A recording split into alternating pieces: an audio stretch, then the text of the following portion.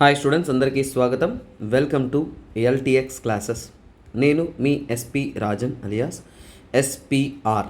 ఈరోజు మనము July ఫోర్త్కైనా Hindu news analysis అనేది చూడబోతూ ఉన్నాం. సో స్టూడెంట్స్, మీకోసం అద్భుతమైన హిందూ న్యూస్ అనాలిసిస్ ప్రత్యేకంగా ఏపీ తెలంగాణ నుంచి కూడా గ్రూప్ 1 మరియు యూపీఎస్సి కళలతో ప్రారంభమవుతున్న ప్రతి ఒక్క స్టూడెంట్ తప్పకుండా చూడవలసిన అద్భుతమైన హిందూ న్యూస్ అనాలిసిస్ అనేది తప్పకుండా మీకోసం రెగ్యులర్గా అనేది ఎల్టీఎక్స్ క్లాసెస్ తరపు నుంచి మనం అందిస్తూనే ఉన్నాం. So kindly keep following. మీరు మాత్రమే కాకుండా తెలుగు ప్రజలందరికీ కూడా చేరవేసేలాగా ఈ యొక్క వీడియో అనేది షేర్ చేయండి. సో ఇక్కడ క్వాలిటేటివ్ కంటెంట్ అనేది అద్భుతంగా అనేది మీకోసం అందించడానికి మా ప్రయత్నం అనేది ప్రజల్లోకి తీసుకెళ్ళడానికి మీరే ముఖ్యమైన నిదర్శనం. సో అలాగే ఇక్కడ మనం కంటెంట్లోకి వస్తాం. అంతకంటే ముందు ఒక అద్భుతమైన మన యొక్క కోర్సెస్ గురించి తెలుసుకుందాం. యూపీఎస్సీ అంటేనే ప్రిలిమ్స్, మెయిన్స్ అండ్ ఇంటర్వ్యూ ఇలా ఉంటున్న స్టేజెస్లో ప్రిలిమ్స్ అనేది ఎప్పుడూ కూడా ఎంట్రీ పాస్. జస్ట్ క్వాలిఫై అయితే చాలు, నెక్స్ట్ స్టేజ్ ఆఫ్ ఎగ్జామ్కి మీకు ఎంట్రీ పాస్ అనేది అందిస్తారు. కాకపోతే మీ ర్యాంక్ అనేది మెయిన్స్ పైన ఆధారపడి ఉంటుంది. మెయిన్స్లో మీరు తెచ్చుకునే స్కోర్ పైన ఉంటుంది. అలాగే మెయిన్స్ సిలబస్ ఎప్పుడైతే మీరు కవర్ చేస్తారో ఆటోమేటిక్గా ప్రిలిమ్స్ సిలబస్ కూడా కవర్ అయిపోతుంది. సో స్టూడెంట్స్, చాలామంది స్టూడెంట్స్ తెలియదు ఏంటంటే ప్రిలిమ్స్ వైపే కాన్సన్ట్రేట్ చేస్తుంటారు. కానీ ఇక్కడ నుంచి మీ అప్రోచ్ మారిపోవాలి. ఏంటంటే మెయిన్సే మీ యొక్క మెయిన్ ధ్యేయంగా ఉండాలి. ఇంటర్వ్యూ అనేది పర్సనాలిటీ టెస్ట్. ఇక్కడ సబ్జెక్ట్కి అయినా కానీ మీ పర్సనల్ వెల్బీయింగ్ని బట్టి ఉంటుంది మీ యొక్క సక్సెస్. అలా ఉంటున్న మీ యొక్క మెయిన్స్ కోసం అద్భుతమైన కోర్సెస్ తీసుకొస్తున్నాం. That is our ultimate answer writing course అన్నమాట. ఆల్రెడీ జూలై 1 నుంచి స్టార్ట్ అయిపోయినాం. సో డోంట్ డిలే అండి. ఎవరైతే ప్రిపేర్ అవుతున్నారో సీరియస్గా మీకు సిలబస్ వారీగా జూలై నుంచి కూడా డిసెంబర్ వరకు షెడ్యూల్ వేసి మీరు ఒకరోజు మిస్ అవుతున్నా కానీ షెడ్యూల్ మిస్ అయిపోతున్నట్టే. సో అద్భుతమైన షెడ్యూల్తో మీకు ఎగ్జామ్ పాయింట్ ఆఫ్ వ్యూలో అద్భుతమైన కవరేజ్తో మెయిన్స్ని ఎలా అప్రోచ్ అవ్వాలని ప్రతి ఒక్కటి ఏన్షియంట్ ఇండియా, సొసైటీ అన్నీ కూడా ఒక్కొక్క టాపిక్ని బట్టి ఎలా మనం మెయిన్స్ని అప్రోచ్ అవుతాం అనే విషయాల మీద అవగాహన కలిగిస్తూ అద్భుతమైన క్లాసెస్తో మీకు daily answer writing, correction, feedback, model answer అన్నీ కూడా మీకు అందించడం అనేది జరుగుతుంది. ఎవరైతే యూపీఎస్సీ వైపు సీరియస్గా పరుగులు తీస్తున్నారో వారికి ఇది ఒక అద్భుతమైన అవకాశం. Don't miss this opportunity. అలాగే దానికైనా ఆన్లైన్ పద్ధతిలో మీరు కట్టవలసిన ఫీజు అయితే 10,000 రూపీస్, ఆఫ్లైన్ పద్ధతిలో మీకు 15,000 రూపీస్ ఛార్జ్ చేస్తున్నాం. లైఫ్ టైం వ్యాలిడిటీ కలిగిన కోర్సెస్. అలాగే చూడండి, ఇవన్నీ కూడా స్టార్టింగ్ స్టేజెస్లో ఉంటే స్టూడెంట్స్ అటెండ్ అవ్వచ్చు. లేదంటే ఒక సబ్జెక్ట్ ఫినిష్ చేసిన స్టూడెంట్స్ కూడా అటెండ్ అవ్వచ్చు. అలాగే కొంతమంది సిలబస్ కంప్లీట్ చేసి హోమ్ ప్రిపరేషన్, సెల్ఫ్ ప్రిపరేషన్ ఇలా చేస్తూ ఉంటారు. వాళ్ళకు ఒక మోటివేటివ్గా ఉండే విధంగా ఇయర్ లాంగ్ టెస్ట్ సిరీస్ అనేది మెయిన్స్ టెస్ట్ సిరీస్ లాంచ్ చేస్తున్నాం. ఇది ఆఫ్లైన్, ఆన్లైన్ పద్ధతిలో ఉంటుంది. మీకోసం ఇంకొక అద్భుతమైన విషయం ఏంటంటే మీకు డైరెక్ట్ మెంటర్షిప్ అనేది ఆల్ ఇండియా ర్యాంకర్ వద్ద నుంచి అందించడం అనేది జరుగుతుంది. ఆల్రెడీ కరెంట్లో సర్వీస్లో ఉన్న వారిచే మీకు మెంటార్షిప్ అనేది అందించడం జరుగుతుంది. ఎస్ఏ అండ్ జనరల్ స్టడీస్ ఇవన్నీ కూడా ఇందులో కవర్ చేయడం జరుగుతుంది. ఇతర ఇన్ఫర్మేషన్ ఏమైనా కావాలనుకుంటున్నారు అంటే ఈ కాంటాక్ట్ నెంబర్ని కాంటాక్ట్ అవ్వండి. వారు మీకు తగినటువంటి ఇన్ఫర్మేషన్ అనేది అందిస్తారు. మన కోర్సెస్ ఏదైనా సరే లైఫ్ టైం వ్యాలిడిటీ కలిగిన కోర్సెస్ అన్నమాట. అలాగే ఇవన్నీ కాదు సార్, నేను స్టార్టింగ్ నుంచి నీట్గా సిలబస్ అంతా ప్రిపేర్ అవుతూ అద్భుతంగా నేర్చుకుంటాను అని కోరుకుంటున్నారు అంటే మీకోసం వచ్చేసింది UPSC infinity online and offline batches అన్నమాట. ఆన్లైన్ బ్యాచెస్ కోసం మనం ఏంటంటే 60,000 రూపీస్ ఫీజు ఛార్జ్ చేస్తున్నాం. ఈ ఫీజు అనేది 15th జూలై వరకు అందుబాటులో ఉంటుంది. తర్వాత ఫీజులో చేంజెస్ జరుగుతుంది. నెక్స్ట్ మీకు జస్ట్ 5,000 పర్ మంత్ పే చేస్తూ మీరు యూపీఎస్సీ స్టార్ట్ చేయొచ్చా అంటే చేయొచ్చు అనేదానికి ఒక అవకాశం ఇదేనండి. సో మీరు నెలసరి 5,000 చొప్పున ఈఎంఐ కట్టుకుంటూ కూడా మీ యొక్క ఫీజు కట్టచ్చు. వన్ టైం పే చేయలేని వారి కోసం ఇలాంటి ఒక అద్భుతమైన అవకాశం అనేది కల్పిస్తున్నాం. అలాగే మీరు క్లాస్ రూమ్ ఎన్విరాన్మెంట్లో అద్భుతమైన ఒక క్లాస్ రూమ్ ఎన్విరాన్మెంట్లో ప్రిపేర్ అవ్వాలి అనుకుంటున్నారు అంటే మీకోసం వచ్చేసిందండి హైదరాబాద్ మరియు వైజాగ్లో ఆఫ్లైన్ క్లాస్ ఎన్విరాన్మెంట్లో అందుబాటులో ఉన్నాయి. మీరు రావాలి అనుకుంటున్నారంటే డైరెక్ట్గా విజిట్ చేయొచ్చు మన ఇన్స్టిట్యూషన్స్ని. సో మీరు విజిట్ చేశారు అంటే డైరెక్ట్గా 3 days మీకు ఫ్రీ డెమో క్లాసెస్ కూడా అందిస్తాం. స్టాఫ్తో ఇంటరాక్ట్ అవ్వచ్చు, మల్టిపుల్ నాలెడ్జ్ పొందొచ్చు. 3 days ఫ్రీ డెమో క్లాసెస్లో మీరు క్లాసెస్ విన్న తర్వాత మీకు నచ్చితేనే తర్వాత మీరు కోర్స్ జాయిన్ అవ్వచ్చండి. సో అలాంటి ఒక ఫెసిలిటీ అనేది మనం ఇక్కడ అందిస్తున్నాం. ఎక్కడా కూడా ఒక ఐఏఎస్ అకాడమీలో మిమ్మల్ని డైరెక్ట్గా వెళ్ళి కూర్చొని డిస్కస్ చేసి అలాంటి ఒక ఆపర్చునిటీ అనేది కల్పించరు. కానీ మనము స్టూడెంట్ ఫ్రెండ్లీగా ప్రతి ఒక్క సబ్జెక్ట్ కూడా అందిస్తున్నాం కాబట్టి మీకు ఈ అవకాశం కల్పిస్తున్నామండి.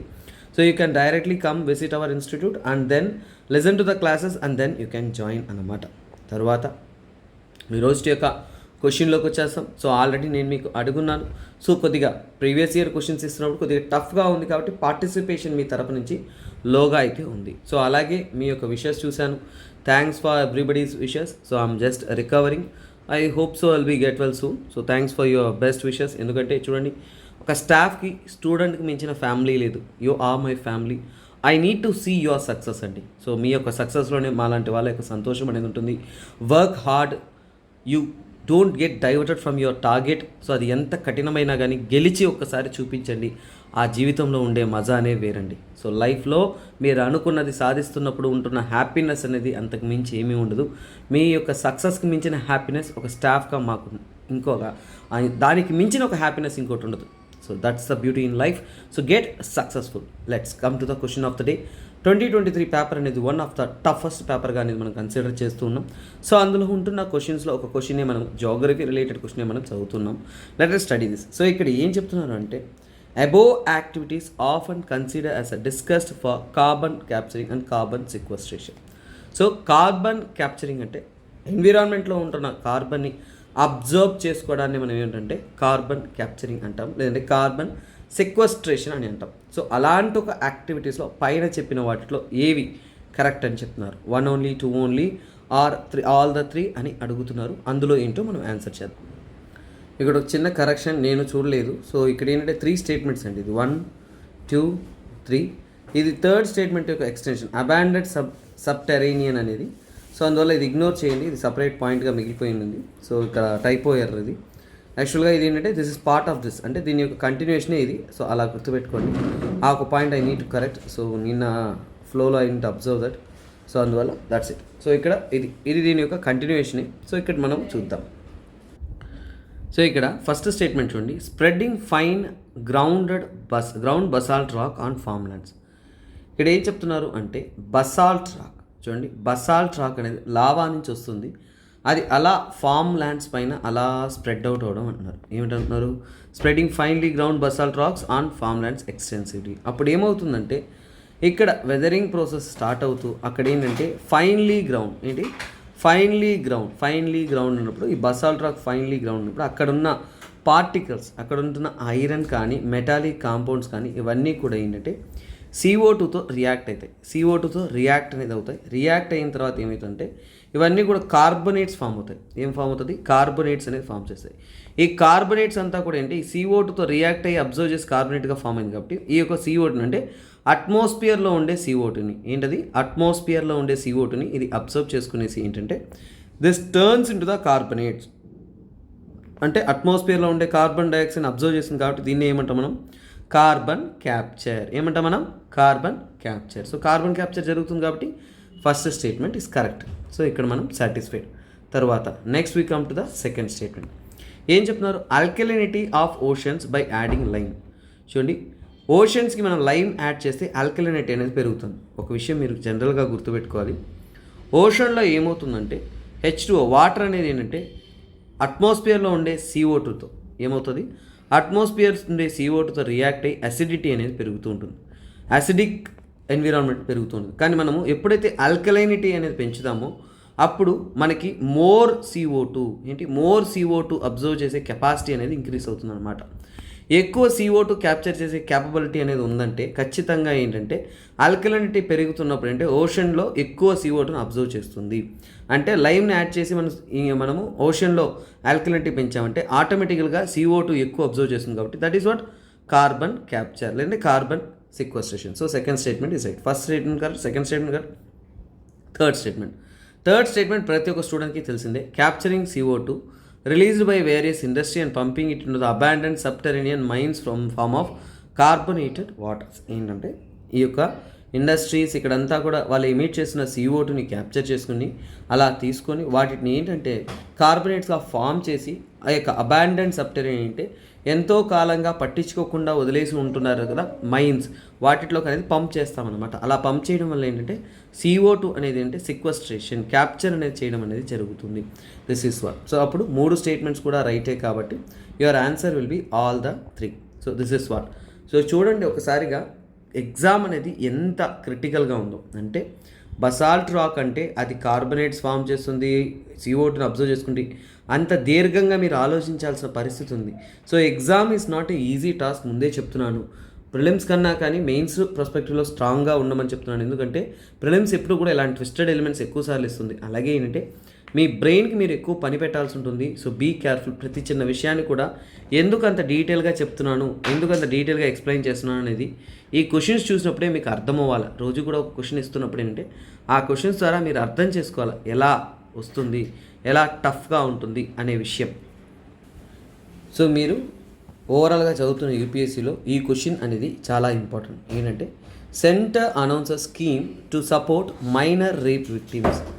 మైనర్ రేప్ విక్టిమ్స్ ఎవరైతే ఉన్నారో వాళ్ళని సపోర్ట్ చేసే విధంగా సెంట్రల్ గవర్నమెంట్ అనేది ఒక స్కీమ్ తీసుకొస్తున్నారు. సో ఇక్కడ చూడండి, recognising the trauma faced by the minor rape victims. Union government వచ్చేసి ఈ యొక్క మైనర్ ట్రామాతో, మైనర్స్ ఎవరైతే దారుణమైన ట్రామా రేప్ విక్టిమ్స్కి గురవుతారో వాళ్ళందరినీ కూడా సపోర్ట్ చేయడానికి ఒక స్కీమ్ తీసుకొస్తున్నారు. సో ఆల్రెడీ 2021లో ఏంటంటే మిషన్ వాత్సల్య అనేది లాంచ్ చేశారు for the protection of the welfare of the children. అలాగే ఇప్పుడు నిర్భయ ఫండ్, ఇప్పుడు మీరు 2-3 విషయాలు నేర్చుకోవాలి. సో ఇక్కడ ఏంటంటే మిషన్ వాత్సల్య, తర్వాత పోక్సో యాక్ట్.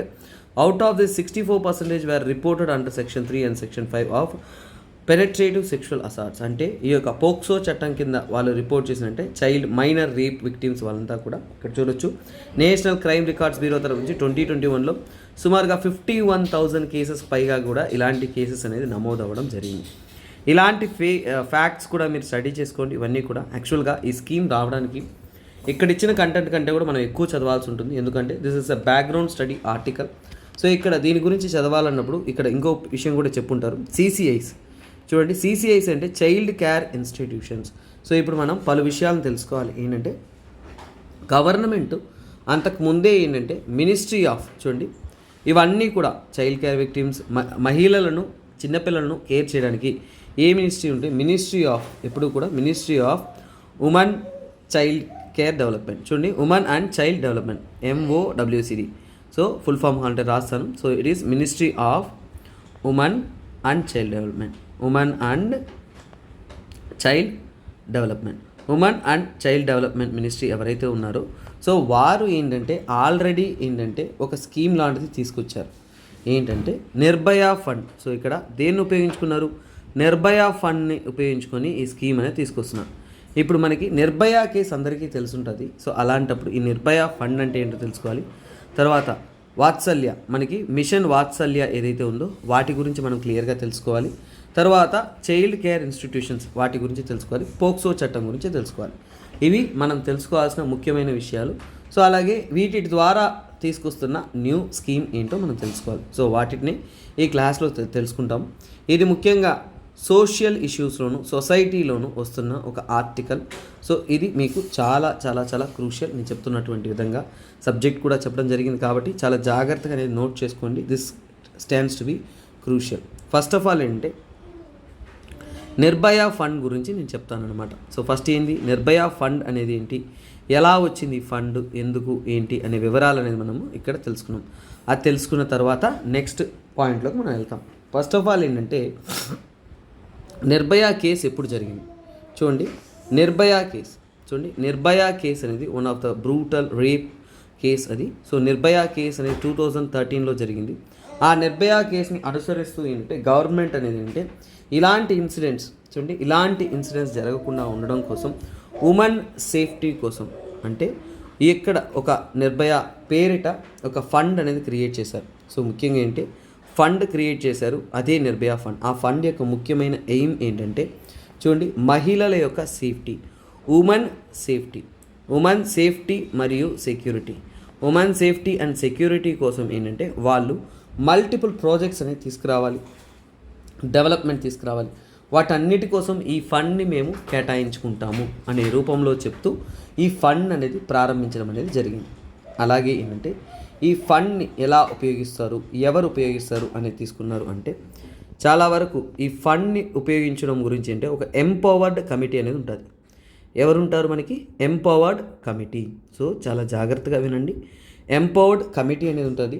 ఈ కమిటీలో ఏంటంటే ఎవరు పడితే వాళ్ళు ఉంటారు. చాలా సీనియర్ మోస్ట్ అఫీషియల్స్ ఉంటారు. ఇంకా చెప్పాలంటే ఆ అఫీషియల్స్ అనేవారు మినిస్ట్రీ నుంచి కూడా ఉంటారు. ఏంటిది? మినిస్ట్రీస్, టాప్ మినిస్ట్రీస్ నుంచి కూడా ఉంటారు. వారు ఆ ఫండ్ అనేది మనం ఎలా ఖర్చు పెట్టాలి, ఎలా మనం యూటిలైజ్ చేయాలి. ఈ కమిటీ యొక్క ఎప్పుడు కూడా సెక్రటరీగా చూడండి, సెక్రటరీగా ఎవరు ఉంటారు అంటే ministry of women child development ఎవరైతే ఉంటారో వారే సెక్రటరీగా అనేది ఉంటారు. సో ఈ విధంగా అనేది వీళ్ళు ఉంటారు.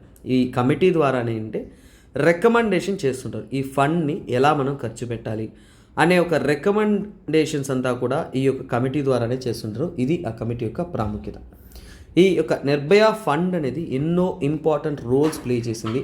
సెంట్రల్ గవర్నమెంట్ పరంగా, స్టేట్ గవర్నమెంట్ పరంగా ఎన్నో అద్భుతమైన ఇనిషియేటివ్స్ తీసుకొచ్చారు. అందులో కొన్ని తెలుసుకుందాము. సో ఈ నిర్భయ ఫండ్ యొక్క వాల్యూ మీకు అర్థమవుతుంది. అందులో ఏంటంటే సెంట్రల్ విక్టిమ్ కంపెన్సేషన్ ఫండ్. చూడండి, central victim compensation fund. So central victim compensation fund అంటే ఎవరైతే విక్టిమ్స్ ఉంటారో, బాధింపబడి ఉంటారో, ఎవరైతే సఫర్ అయి ఉంటారో వారికి కంపెన్సేషన్ రూపంలో ఇనీషియల్గా కొంత సపోర్ట్ అమౌంట్ ఎకనామికల్గా ఇవ్వడానికి సివిసిఎఫ్ అనే ఒక స్కీమ్ ద్వారా అనేది లాంచ్ చేశారు. అది కూడా నిర్భయ ఫండ్ ద్వారానే అందించడం అనేది తీసుకొచ్చారు. అలాగే వన్ స్టాప్ సెంటర్స్. సో మహిళలకు జరుగుతున్న అత్యాచారాలను సాల్వ్ చేయడానికి వన్ స్టాప్ సెంటర్స్ అనేది స్థాపించారు.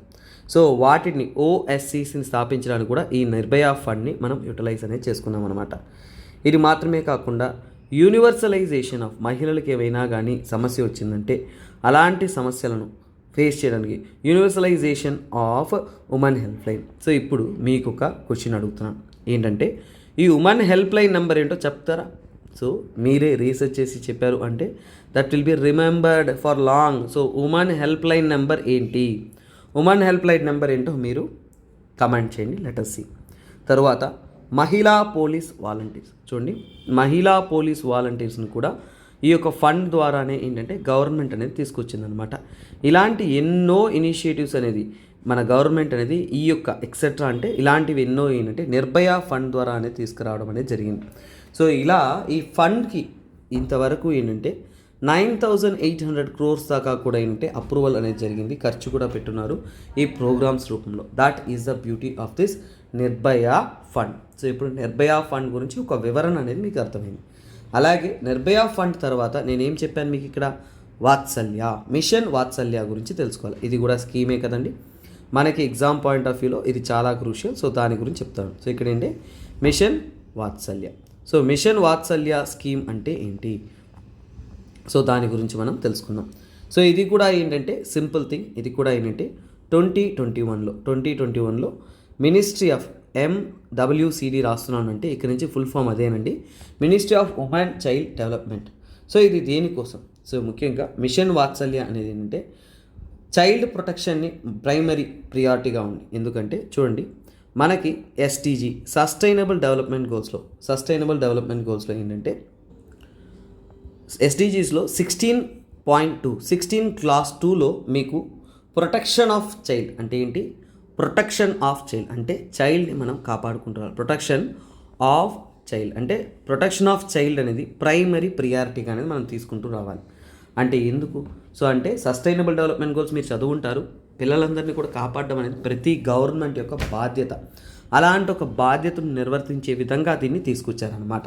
అలాంటి సస్టైనబుల్ డెవలప్మెంట్ గోల్లో క్లాస్ 6.2. సో ఇప్పుడు నేను చెప్తున్నాను చూసారా, ఈ విధంగానే మీరు ఎగ్జామ్లో రాయాలి. ఒక ఆర్టికల్ గురించి రాస్తున్నప్పుడు ఇలాంటి ఒక వ్యాలిడేషన్ రాస్తున్నారు అంటే that will add your marks అనమాట.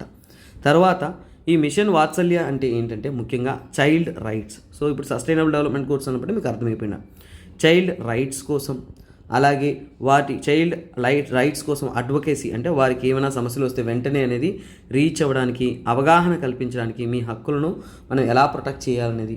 అలాగే ఏంటంటే ఇక్కడ జువెనియల్ కేర్ అంటే ముఖ్యంగా ఏంటంటే చాలా వరకు ఏంటంటే చిన్నపిల్లలు క్రైమ్ చేసి ఇలా వెళ్తుంటారు కదా, వాళ్ళందరికీ కూడా జువెనైల్ జస్టిస్ కేర్ అనేది ఇవ్వాలి.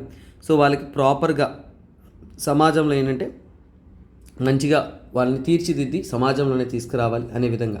సో ఈ జువెనైల్ జస్టిస్ అన్నీ కూడా అందించడం కోసమే ఈ యొక్క సో కాల్డ్ మన యొక్క mission Vatsalya. All round rights and activities, అంటే మనం పిల్లల్ని ఏ విధంగా ప్రొటెక్ట్ చేయాలి, దాన్ని ప్రైమరీ ప్రియారిటీగా ఉండాలి, దాన్ని మనం ఎలా అచీవ్ చేయాలి అనే దానికోసం, అలాంటి విషయాలను సాధించడం కోసం ఏంటంటే 2 ముఖ్యమైన చట్టపూరితమైన నిర్ణయాలు ఉన్నాయి. అవి ఏంటంటే జువనైల్ జస్టిస్. సో ఒకటి గుర్తుపెట్టుకోండి, జువనైల్ జస్టిస్. సో ఇది జువనైల్ జస్టిస్ యాక్ట్ అంటాము, జువనైల్ జస్టిస్ యాక్ట్ 2015 అంటాము.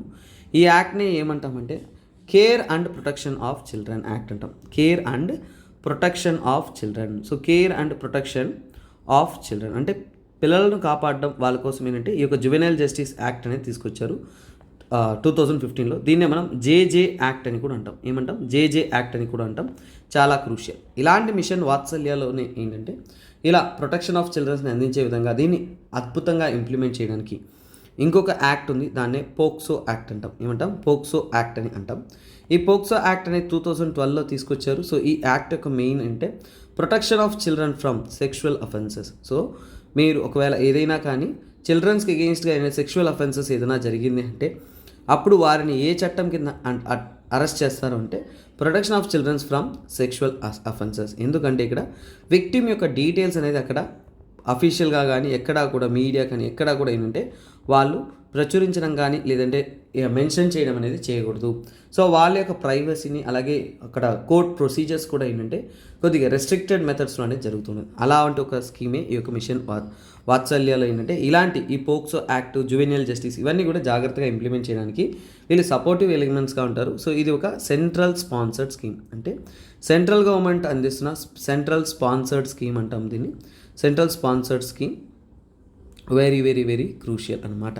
సో ఇది ముఖ్యంగా ఏంటంటే స్టేట్, యూనియన్ టెరిటరీ అందరితో కోఆర్డినేట్ చేసుకునేసి మనం అందరికీ కూడా పిల్లలందరికీ కూడా క్వాలిటీ సర్వీసెస్ అందించడం కోసం అందిస్తున్న ఒక స్కీమ్ అన్నమాట. సో ఇది మిషన్ వాత్సల్య. సో మనకి ఏంటంటే మిషన్ వాత్సల్య అనేది అర్థమైంది. సో తర్వాత పాయింట్ ఏం చెప్పాను? Child care institutions. సో ఇక్కడ ఏంటి? చైల్డ్ కేర్ ఇన్స్టిట్యూషన్స్ గురించి తెలుసుకోవాలి. చైల్డ్ కేర్ ఇన్స్టిట్యూషన్స్ గురించి తెలుసుకుంటున్నాము అంటే ఏంటి? So I wrote it wrong, I need to correct it. Institutions, child care institutions విషయంలో మనము తెలుసుకోవాల్సిన ముఖ్యమైన అంశాలు ఏంటో మనం తెలుసుకుందాం. సో ఇక్కడ చైల్డ్ కేర్ ఇన్స్టిట్యూషన్స్ అంటే this comes under the child care institution అనేది ఏంటి? నార్మల్గా మీరు చూస్తున్న స్కూల్స్, కాలేజెస్ అవన్నీ కూడా చైల్డ్ కేర్ ఇన్స్టిట్యూషన్స్ కింద రావు. దీనికంటూ ప్రత్యేకంగా డెఫినేషన్ అనేది ఎక్కడ ఇవ్వడం జరిగిందంటే దీన్ని డిఫైన్ చేశారు. ఎందులో డిఫైన్ చేస్తున్నా అంటే జేజే యాక్ట్, ఇంతకుముందే చెప్పాను, జేజే యాక్ట్, జువెనియల్ జస్టిస్ యాక్ట్ 2015లో ఆ యాక్ట్లో అనేది పర్ఫెక్ట్గా అనేది చైల్డ్ కేర్ ఇన్స్టిట్యూషన్స్ ఏంటనేది వాళ్ళు డిఫైన్ అనేది చేశారు. సో మోస్ట్లీ ఏంటంటే చైల్డ్ క్రైమ్స్ కానీ చైల్డ్ యాక్టివిటీస్ కానీ ఏవైనా జరిగినప్పుడు వాళ్ళని ప్రొటెక్షన్ చేయడం కోసం ఏంటంటే కొన్ని హోమ్స్ అనేది క్రియేట్ చేస్తారు. అందులో ఏంటంటే చిల్డ్రన్ హోమ్ అంటారు. ఏమిటది? Children home. కానీ అలాగే ఇందులో పలు వెరైటీస్ ఉంటాయండి. చిల్డ్రన్ హోమ్, ఓపెన్ షెల్టర్స్ అంటే ఎవరికైనా కానీ వాళ్ళకి ప్రొటెక్షన్ అందించడం కోసం గవర్నమెంట్ తరపు నుంచి క్రియేట్ చేసేది. ఇవన్నీ కూడా గవర్నమెంట్ అబ్జర్వ్డ్. సో ఇండివిజువల్గా మీరు చూస్తున్న ఏవైతే చిల్డ్రన్స్ హోమ్స్ ఉంటాయో అవి కాదండి, ఇవన్నీ కూడా గవర్నమెంట్ ఆథరైజ్గా రన్ అవుతున్నాయి.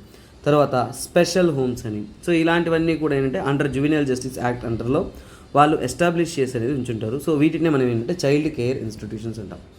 అలాగే ఏంటంటే ఇప్పుడు వస్తున్న ప్రజెంట్ కాన్సెప్ట్ దేనికి రిలేటెడ్ అనేది మనం చూద్దాం. సో ఈరోజు ఉంటున్న ఇష్యూ, ఇప్పుడు మనం చదివిన ఇష్యూ ఏంటంటే యాక్చువల్గా 2021, ఇంతకుముందు నేను రిపోర్ట్ చూపించాను. 2021లో National Crime Records Bureau NCRB తరపు నుంచి కూడా వాళ్ళు స్టడీ చేసిన దాన్ని బట్టి ఏంటంటే 51,863 కేసెస్ అనేది పాక్సో చట్టం కింద నమోదవడం జరిగిందనమాట. పాక్సో అంటే ఏంటి? అగెయిన్స్ ద చిల్డ్రన్, అంటే సెక్షువల్ అసాల్ట్ అనేది అగెయిన్స్ ద చిల్డ్రన్స్ అనేది జరుగుతూ ఉంది. అందులో ఏంటంటే చాలా వరకు ఏంటంటే 64% దాకా ఏంటంటే పెనట్రేటివ్ సెక్షువల్ అసాల్ట్ వాటికి గురయ్యారు. అంటే చాలా దారుణమైన కండిషన్స్ అనేది వీళ్ళు ఫేస్ అవుతున్నారు. సో వాళ్ళని ప్రొటెక్ట్ చేయడానికి ముఖ్యంగా ఏంటంటే కొన్ని సిచ్యువేషన్స్లో మైనర్ గర్ల్స్ని ఏంటంటే కుటుంబాలే ఏంటంటే అబాండన్ అని చేస్తున్నారు. సో ఇదేంటంటే పెనట్రేటివ్ సెక్షువల్ అసాల్ట్స్ అనేది గురైనారు. సో అలాంటి వాళ్ళని కాపాడటం కోసం, సంరక్షించడం కోసం మనము సేఫ్గా అనేది వాళ్ళని మనము ప్రొవైడ్ చేయాలి కోసం దానికోసం ఏంటంటే స్కీమ్ అనేది తీసుకొచ్చారు. ఇంకా పర్ఫెక్ట్ ఆ స్కీమ్ వాటి కోసం ఏంటంటే నమూనా ఇచ్చారు, కానీ ఇక్కడ డీటెయిల్స్ అనేది ఇవ్వలేదు. పేర్లు అన్నీ వచ్చిన తర్వాత మనకి దాని గురించి అర్థమవుతుంది. ఇది అవుట్లే అంటాం. ఈ స్కీమ్ యొక్క అవుట్లే ఎలా తీసుకొస్తున్నారు? ప్రజెంట్ ఇంట్రొడ్యూస్ చేయాల్సిన స్కీమ్కి వచ్చేసి 74 crores దాకా ఏంటంటే బడ్జెట్ అనేది ప్లాన్ చేస్తున్నారు. సో ఇందులో ఏంటి మెయిన్గా ఏంటంటే షెల్టర్, అలా సెక్షువల్ అసాల్ట్కి గురైన మైనర్స్. ఈ స్కీమ్ ఎవరికినన్నా ముఖ్యంగా మైనర్స్ కోసం, అలాంటి మైనర్స్ పోక్సో చట్టంలో గురైన మైనర్స్ గర్ల్స్ ఎవరైతే ఉంటారో ముఖ్యంగా పర్టికులర్లీ వారికి షెల్టర్ కానీ, ఫుడ్ కానీ, తర్వాత ఏంటంటే డైలీ నీడ్స్, వాళ్ళకి కావాల్సిన అవసరాలు ఏవైతే ఉన్నాయో వాటన్నిటినీ కూడా అందించడానికి, వాటన్ని ఫెసిలిటీస్ అనేది అందించడానికి అనేది గవర్నమెంట్ ద్వారా అనేది చేస్తున్నారు. సో అలాగే ఏంటంటే ఇక్కడ మైనర్ చిల్డ్రన్స్ అనేవాళ్ళు ముఖ్యంగా ఏంటంటే కొన్నిసార్లు ఏంటంటే అబాండన్డ్ బై ఫ్యామిలీ.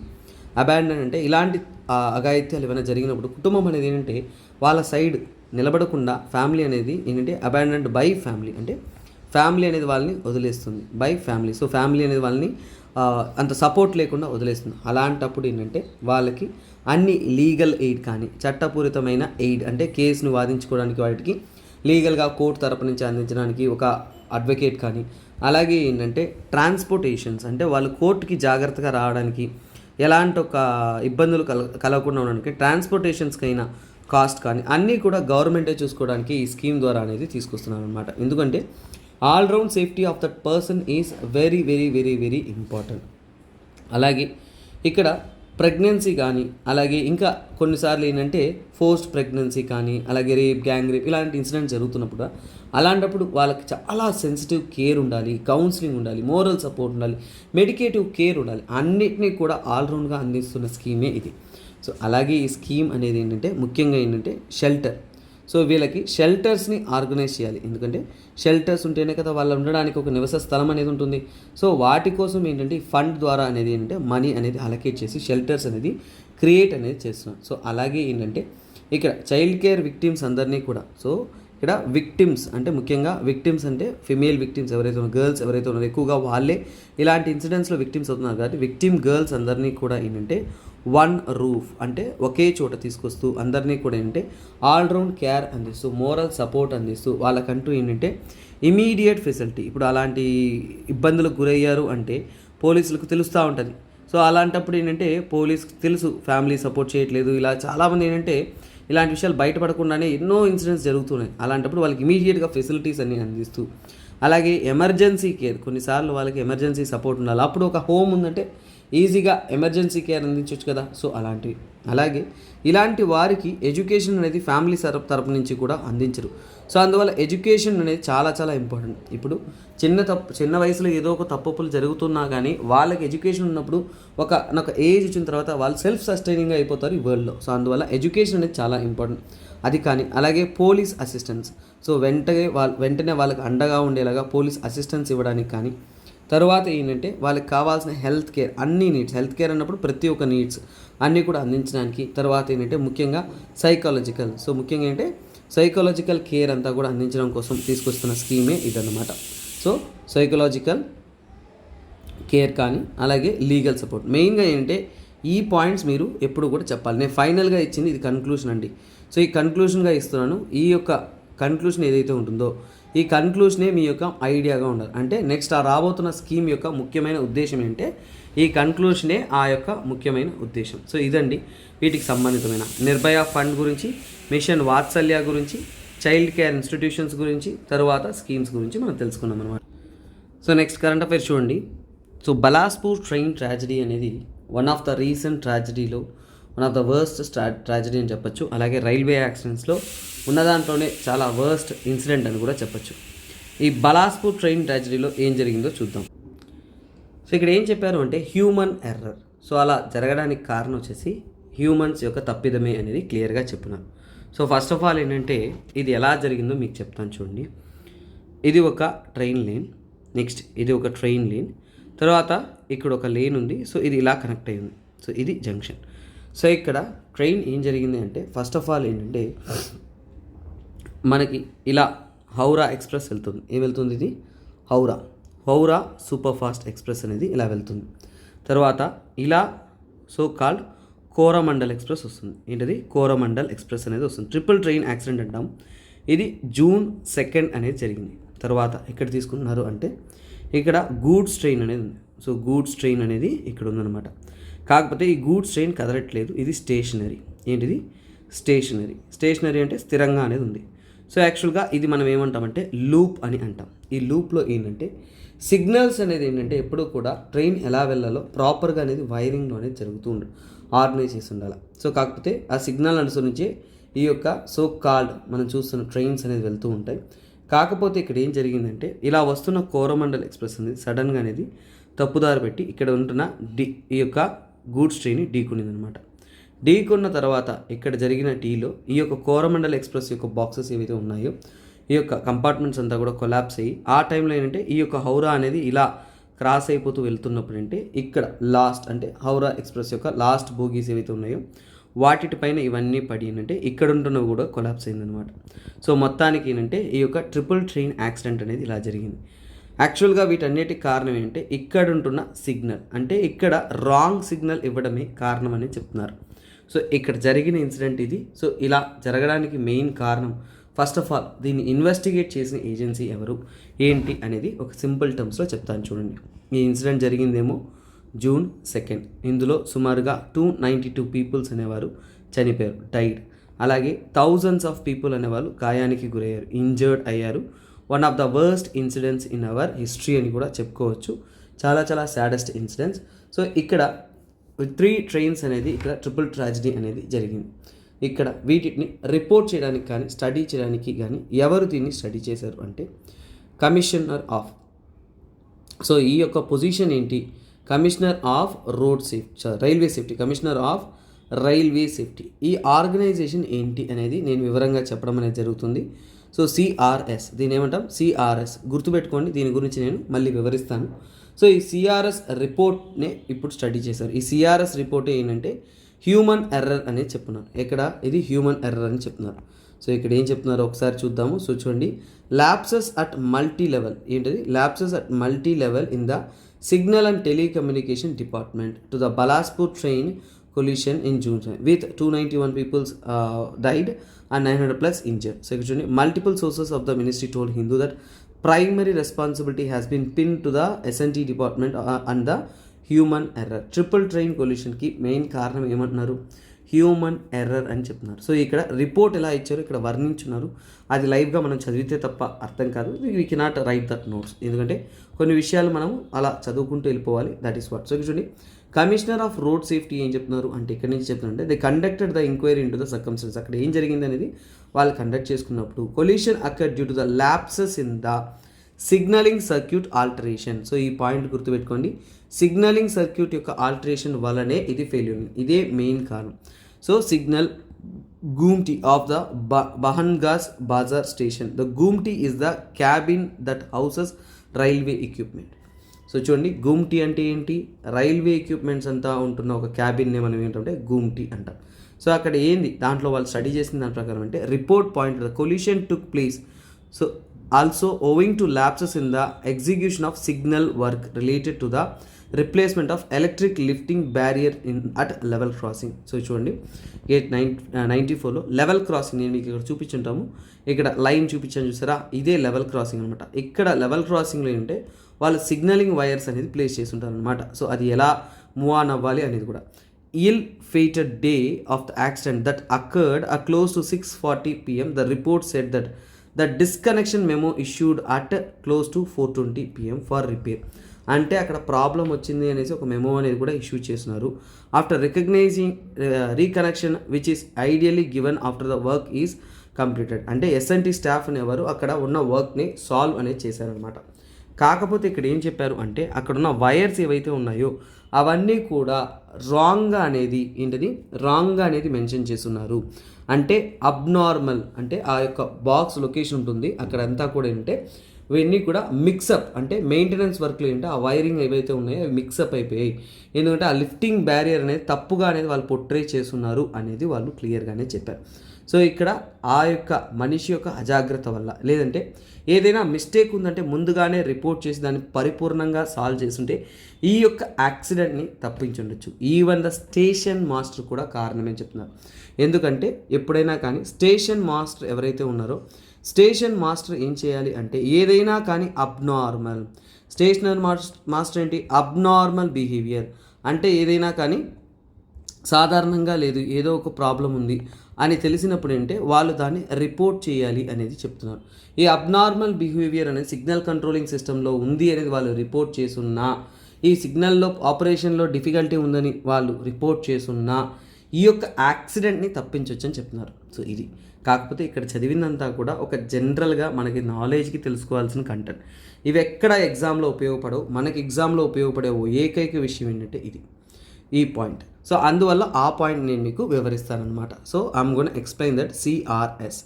సో ఇక్కడ కమిషనర్ ఆఫ్ రైల్వే సేఫ్టీ కొన్ని ట్విస్టెడ్ ఎలిమెంట్స్ ఉంటాయి, అందుకే దీని గురించి చెప్తున్నాను. So commissioner of railway safety అనేది ఒక స్టాట్యుటరీ బాడీ. ఏంటది?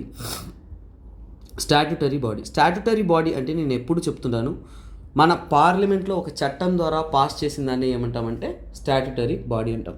సో అలాగే ఇది స్టాట్యుటరీ బాడీ ఎందుకంటే రైల్వేస్ యాక్ట్ మనకి ఒక చట్టం పాస్ చేశారన్నాం కదా. సో అది ఏంటంటే రైల్వేస్ యాక్ట్ 1989. ఈ యాక్ట్ని అనుసరించే ఏంటంటే రైల్వే సేఫ్టీ కోసం. ఈ యాక్ట్ ఎందుకండి? ఈ యాక్ట్ అనేది చూడండి రైల్వే సేఫ్టీ కోసం, రైల్వేలో మనము మరింత సేఫ్టీని అందించాలి అనే దానికోసం ఏంటంటే సేఫ్టీ కోసం ఈ యాక్ట్ అనేది పాస్ చేశారు. సో ముఖ్యంగా ఈ సిఆర్ఎస్ యొక్క ముఖ్యమైన ఒక రెస్పాన్సిబిలిటీ ఏంటంటే సీరియస్ ట్రైన్ యాక్సిడెంట్, చాలా దారుణమైన సీరియస్ ట్రైన్ యాక్సిడెంట్స్ ఏమన్నా జరిగాయి అంటే అలాంటి ఒక యాక్సిడెంట్ సిచ్యువేషన్ని ప్రోబ్ చేయడానికి, వాటిని స్టడీ చేయడానికి, ఎందుకనేది రిపోర్ట్లు అందించడానికి ఏంటంటే ఈ యొక్క ఆర్గనైజేషన్ అంటే ఈ యొక్క సో కాల్డ్ సిఆర్ఎస్ అనేది వర్క్ చేస్తుందన్నమాట. ఇక్కడ వీరి యొక్క హెడ్ క్వార్టర్స్, సో అంటే వీరి యొక్క హెడ్ క్వార్టర్స్ ఎక్కడ ఉంటుందంటే సో లక్నోలో అనేది ఉంటుంది. ఎక్కడ ఉంటుంది? లక్నోలో ఉంటుంది. లక్నో ఎక్కడ ఉందంటే యూపీలో ఉంటుంది. That simple thing, everybody know that. But ఇక్కడ ఇంకొక విషయం, సిఆర్ఎస్ అనేది రైల్వే యాక్ట్లో పాస్ చేశారు, రైల్వేలో యాక్సిడెంట్ జరిగినప్పుడు స్టడీ చేస్తారు, ఇవన్నీ బాగుంది. కానీ వాళ్ళు రిపోర్ట్ ఎవరికి సబ్మిట్ చేశారు? Report not to the railways. అంటే చూడండి, not to the railway board, railway department కన్నా కానీ రైల్వే బోర్డ్ ఏదైతే ఉంటుందో రైల్వే బోర్డ్కైనా కానీ మినిస్ట్రీ ఆఫ్ రైల్వేస్కైనా కానీ వారు రిపోర్ట్ అయితే సబ్మిట్ చేయరనమాట. What a shock! రైల్వే సంబంధితమైన యాక్సిడెంట్ స్టడీ చేస్తున్నప్పుడు ఖచ్చితంగా రైల్వేకి వీళ్ళు రిపోర్ట్ సబ్మిట్ చేయరు. ఎందుకంటే వాళ్ళ డిపార్ట్మెంట్ కాపాడుకోవడం కోసం తప్పిదమైన రిపోర్ట్ రావచ్చు కాబట్టి వీళ్ళని డైరెక్ట్గా రైల్వేకి రిపోర్ట్ సబ్మిట్ చేయడానికి రిమూవ్ చేశారు. అలాగే వీరి యొక్క అడ్మినిస్ట్రేటివ్ కంట్రోల్ చూడండి, అంటే వీళ్ళ యొక్క అడ్మినిస్ట్రేటివ్ కంట్రోల్ ఎవరి చేతిలో ఉంటుంది? సో ఇందులోనే ట్విస్ట్ అనేది ఉంటుంది. ఎందుకంటే అడ్మినిస్ట్రేటివ్ కంట్రోల్ అంతా సిఆర్ఎస్ అంతా కూడా అంటే మినిస్ట్రీ ఆఫ్ సివిల్ ఏవియేషన్. ఇవేనండి ట్విస్ట్ అంటే. సివిల్ ఏవియేషన్ అంటే అందరికీ తెలుసు కదండి. సివిల్ ఏవియేషన్ అంటే ఈ యొక్క ఎయిర్ సర్వీసెస్ ఏదైతే ఉంటుందో ఆ డిపార్ట్మెంట్ ఏమని ఉంటాం? సివిల్ ఏవియేషన్ అంటాం. సో సివిల్ ఏవియేషన్ అంటర్లో రైల్వే సేఫ్టీ డిపార్ట్మెంట్ ఉంది. సో రైల్వే సేఫ్టీ కమిషనరేట్ ఉంది. సో ఇదే కదా ట్విస్ట్. ఇలాంటి ట్విస్టే ఏంటంటే స్టూడెంట్స్ అంతా కూడా తప్పులు చేస్తూ ఉంటారు. చాలా చాలా జాగ్రత్తగా అనేది చదువుతూ ఉండాలి. ముఖ్యంగా ఏంటంటే వీరు గవర్నమెంట్కి కూడా ఏంటంటే సేఫ్టీ పరంగా రికమెండేషన్స్ చేస్తుంటారు. అంటే పాలసీ ఫ్రేమింగ్లో ఎలాంటి పాలసీ ఫ్రేమింగ్ అనేది రైల్వే సేఫ్టీ కోసం మనం తీసుకుని రావాలి అనే విషయాలను కూడా వీరు వివరిస్తూ ఉంటారు. అందుకే వీరి యొక్క ప్రాముఖ్యత అనేది ఎక్కువ. సరే స్టూడెంట్స్, మీ అందరికీ కూడా ఒక అద్భుతమైన అనౌన్స్మెంట్ ఏంటంటే టార్గెట్ ప్రిలిమ్స్ 2024 అనుసరిస్తూ మీకోసం పర్సనలైజ్డ్ కోచింగ్ అనేది కావాలి, ఒక మెంటార్షిప్ అనేది కావాలంటే సురేష్ సార్ యొక్క మెంటార్షిప్లో మీరు యూపీఎస్సీ ప్రిపేర్ అవ్వాలి అనుకుంటున్నారు అంటే మీకోసం ఫీజ్ అనేది 10,000 రూపీస్ ఛార్జ్ చేయడం అనేది జరుగుతుంది. లైఫ్ టైం వ్యాలిడిటీ కలిగిన కోర్సెస్ ఇవి. ఎవరైతే డైరెక్ట్గా సురేష్ సార్ మెంటార్షిప్తో నేను యూపీఎస్సీ క్లియర్ అనుకున్నానంటే సో మీకు ఇది ఒక అద్భుతమైన అవకాశం. We're providing it for you. అలాగే కాంటాక్ట్ నెంబర్ ఇవ్వడం జరిగింది, మీరు డైరెక్ట్గా కూడా కాంటాక్ట్ అవ్వచ్చు అనమాట. సో నెక్స్ట్ ఈ యొక్క ఆర్టికల్ అనేది మీకు చాలా చాలా బ్రాడర్ ఆర్టికల్. ఈ ఆర్టికల్ ఒకటే చదివితే మీకు అర్థం కాదు సబ్జెక్టు, దీనికి బ్యాక్గ్రౌండ్ మనం చదవాలి. సో అందుకోసం ఏంటంటే ఈ ఆర్టికల్ నేను కొద్దిగా డీటెయిల్గా అనేది చేస్తాను. సో కొద్దిగా లాంగ్ టర్మ్ తీసుకునే article, but still climate change పరంగా చాలా ఇంపార్టెంట్ కాబట్టి మనం చూస్తున్నాం. బాండ్ క్లైమేట్ చేంజ్ కాన్ఫరెన్స్ అనేది రీసెంట్గా అనేది జూన్ నెలలో ఒక 5 నుంచి 15 డేట్ వరకు జరిగింది. ఇక్కడ వాళ్ళు ఏంటంటే ఫస్ట్ గ్లోబల్ స్టేక్ గురించి మాట్లాడారు. అంటే నెక్స్ట్ రానున్న COP కాన్ఫరెన్స్ ఆఫ్ పార్టీస్ 28 అనేది జరగబోతుంది. అందులో ఏంటంటే ప్యారిస్ అగ్రిమెంట్ 2015లో జరిగినప్పుడు ఏంటంటే క్లియర్గా అనేది చెప్పేస్తున్నారు. అంటే ఆ ప్యారిస్ అగ్రిమెంట్ ప్రకారం ఆర్టికల్ 14 క్లాస్ 1 ప్రకారం ఏంటంటే గ్లోబల్ స్టేక్ అనేది ప్రారంభించాలి. అంటే ఏంటంటే లాంగ్ టర్మ్ గోల్స్ని అచీవ్ చేయడానికి, దీర్ఘకాలిక మన గోల్స్ అనేది క్లైమేట్ చేంజ్ పరంగా మనం అచీవ్ చేయడానికి ముఖ్యంగా అంటే గ్రీన్ హౌస్ గ్యాస్ రిడక్షన్ని, అలాగే క్లైమేట్ చేంజ్ మిటిగేషన్ని, వాటన్నిటిని మనం తగ్గించడానికి, క్లైమేట్ క్రైసిస్ వాటన్నిటిని మనం ప్రొటెక్ట్ చేయడానికి ఏంటంటే మనము నిర్ణయాలు అనేది కోఆర్డినేటెడ్గా అందరూ కూడా రెస్పాన్సిబుల్గా ఎంత మాత్రం మనం రెడ్యూస్ చేస్తాం అనేది నిర్ణయించుకుంటూ మనము తీసుకోవాలి అనేది డిసైడ్ అయి ఉన్నారు. సో అది ఇక్కడ చెప్తున్న ఒక ఇంపార్టెంట్ థింగ్. దాన్నే మనం గ్లోబల్ స్టాక్ టేక్ అంటాం. సో స్టాక్ అంటే మనం ఎంత మాత్రం రెడ్యూస్ చేయాలో మన కమిట్మెంట్ ఇవ్వాలి.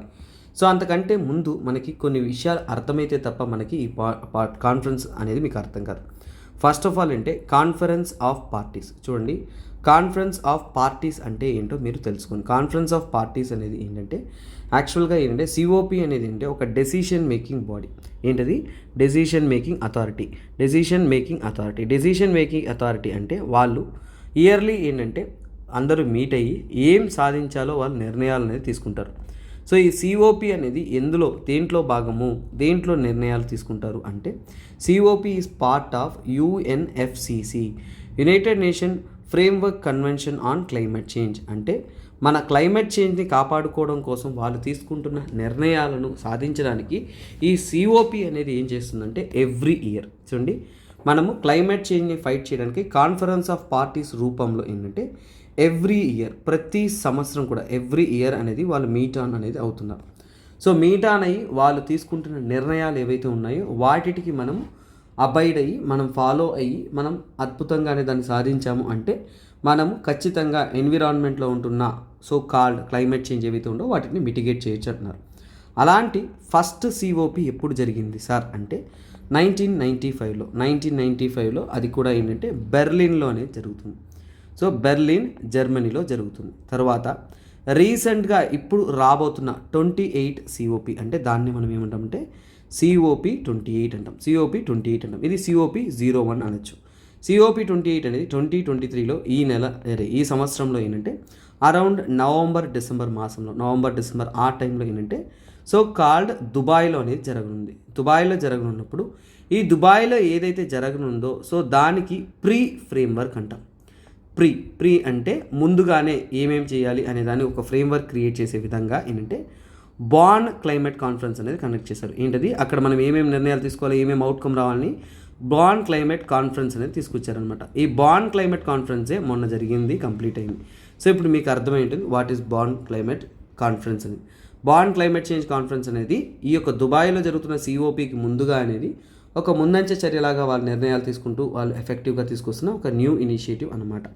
ఇలా ఉంటున్నప్పుడు మీ ఎగ్జామ్ పాయింట్ ఆఫ్ వ్యూలో అంటే సిఓపి చదువుతున్నప్పుడు అందులో కొన్ని మీరు చాలా క్రూషియల్గా చదవాలి. ఒక ఇంపార్టెంట్ కీ రోల్ అనేది ప్లే చేస్తుంది. ఎగ్జామ్స్లో ఇవి అడుగుతారు. అందులో సిఓపి 3 అంటాము.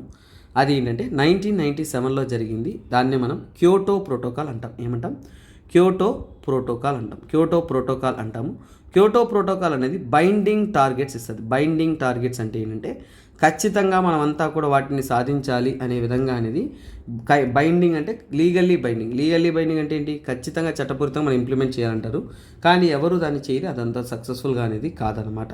తర్వాత ఏంటంటే సిఓపి 7 జరుగుతుంది. సిఓపి 7 అంటే కొన్ని మాత్రమే చెప్తున్నాను, అన్నీ కాదు.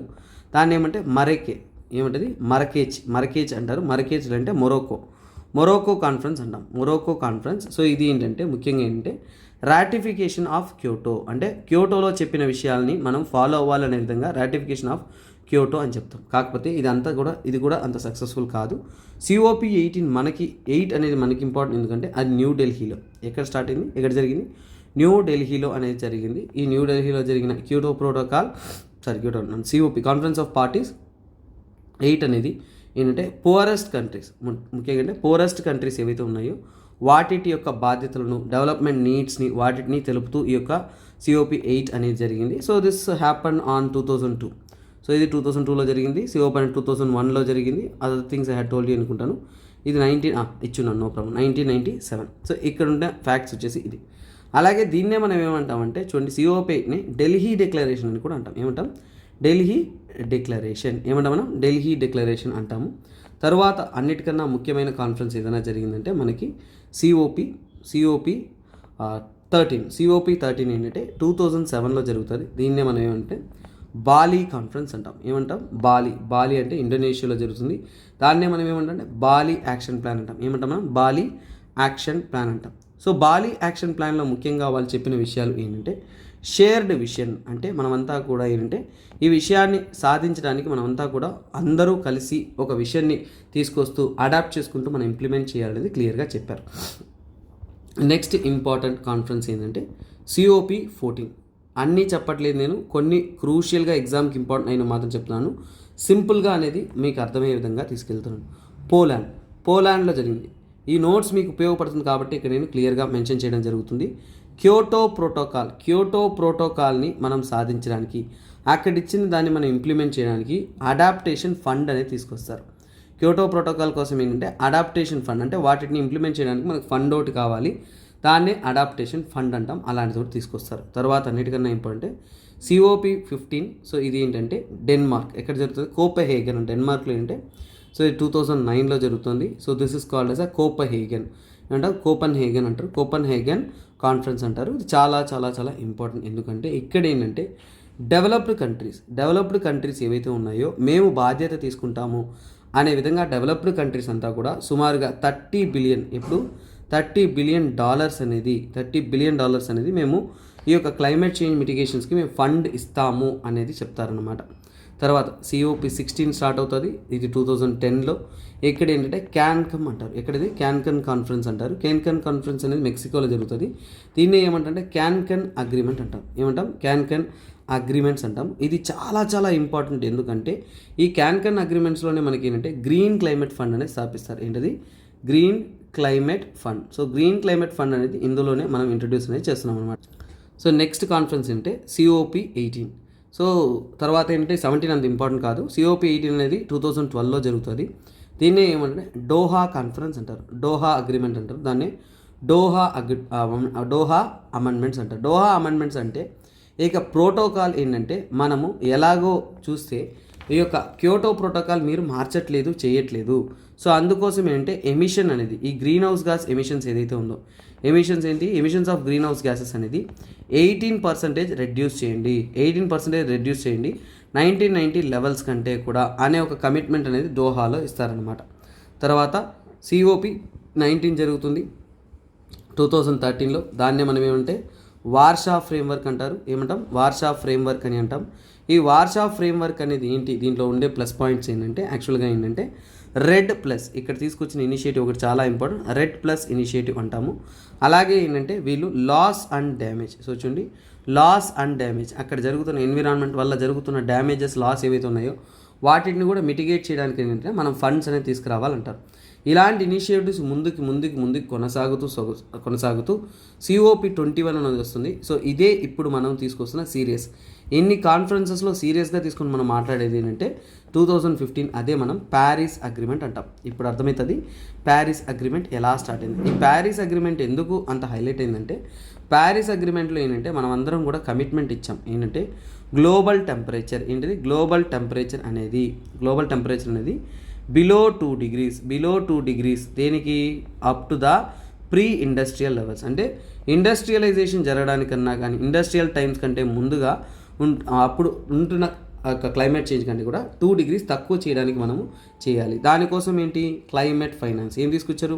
క్లైమేట్ ఫైనాన్స్ అనేది తీసుకొచ్చారు. క్లైమేట్ ఫైనాన్సింగ్ అనేది చేయాలని చెప్పున్నారు. తర్వాత ఏంటంటే ఇంకొకటి కూడా కమిట్మెంట్ ఇచ్చారు. ఇయర్లీ వచ్చేసి రిచ్ కంట్రీస్, ముఖ్యంగా ఏంటంటే రిచ్ కంట్రీస్ ఎవరైతే ఉన్నారో వారంతా కూడా $100 బిలియన్ అనేది ఏంటంటే ఫండింగ్ అనేది ఇవ్వాలి. దేనికి? ఈ క్లైమేట్ చేంజ్ని కాపాడుకోండి, ఎందుకంటే మీరే కదా పొల్యూట్ చేశారు అనేది ఇక్కడ చెప్పారనమాట. తర్వాత COP24 వచ్చింది. అది చాలా ఇంపార్టెంట్, ఎందుకంటే 2018లో ఏంటంటే క్యాటోవైస్ అంటారు. ఇది పోలాండ్లో ఉంది. సో ఈ క్యాటోవైస్ అగ్రిమెంట్లు ఏంటంటే ఒక రూల్ బుక్ తీసుకొస్తారు. రూల్ బుక్ దేనికంటే మనం ఎలా rule book for Paris agreement, అంటే ప్యారిస్ అగ్రిమెంట్లో ఉంటున్న విషయాలను మనం ఎలా ఇంప్లిమెంట్ చేయాలి అనే దాన్ని సాధించడానికి ఒక రూల్ బుక్ అనమాట.